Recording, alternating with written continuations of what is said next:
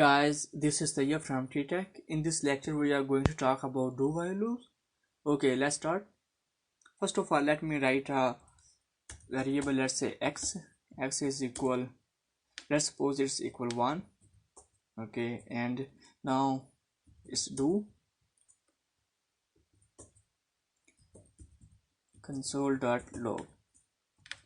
Let's say x, and now let's say increment. Here we need to write our condition while x is less than 5. Save it and run it. Guys, here you can say we got 1 2 3 4. Okay guys, now let me give you an example. First of all, let me give you an example of while loop. Let's say variable y is equal, let's say 5, while y is greater than 5. Console.log y.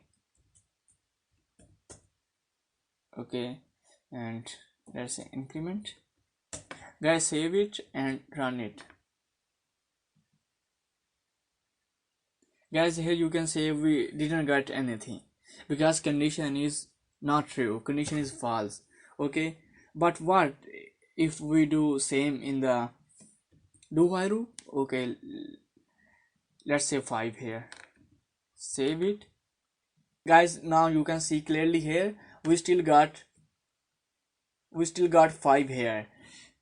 The difference between while and do while loop is that if condition is false, then while loop will be not execute, will be not evaluates. But if in the do while loop, at least once time it will be give us results. As you can say, while x is less than 5, and that is not true, but at least it is giving us once time. So guys, that was a brief difference between while and do while loops. Okay, meet in the next lecture, and don't forget to subscribe my channel, and in the comment section give me your suggestions. I would love to hear your suggestions.